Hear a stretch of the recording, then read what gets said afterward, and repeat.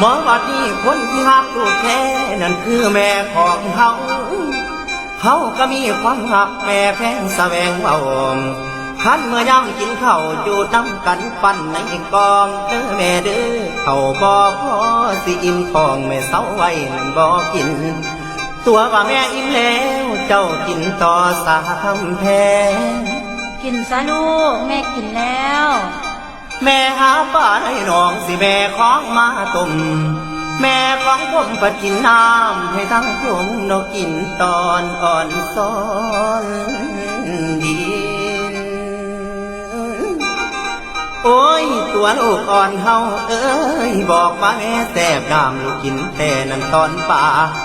ลูกกินอิ่มแล้วน่ากินน้ำเหลือบตาเห็นแม่นั้นเล่มหัวปลากระดูกปลาดอกเล่มกลางใหญ่มาโตมาบางมัดพยมลูกได้ตอดเด้อแม่เด้อแม่กับขอหาเงินกุมข้อมอหลายได้ส่งให้เรียนกลางคืนมาจังสี่ตีหนึ่งตีสองตาลูกมองไปหาแม่ตัวบ่ยอมวางแม่วานอนสาลางแม่เมื่อนดาวยังบ่ทันได้เมื่อยก่อนคำเอ้ย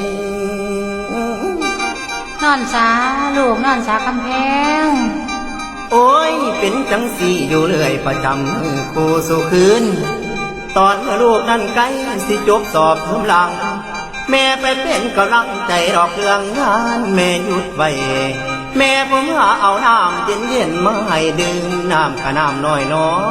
น้ำกะน้ำน้อยมันดานั้นปัดยืนมากินสาโตลูกลาบแม่นั้นบ่ท่านกะหายต่อมาบิดากายครอบครัวกะจนแขนมีหมู่คนมาเว้าให้เล่าเอาผัวใหม่โอ้ยโอ้ยแม่ว่าเอาบ่ได้แม่มีเจ้าลูกเป็นพอ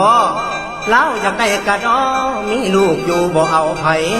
แม่บ่มีความหักแบ่งไผดอกพอก่อย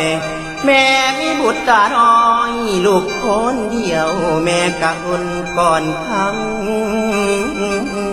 เอ้ยโอ้ยลูกเรียนจบลูกสอบได้ทำงานคุณดอกทางไกลแบ่งเงินให้แม่สายแม่กะบ่เอาดัง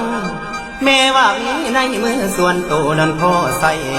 ให้ลูกเก็บเอาไว้สาคำแพงให้มี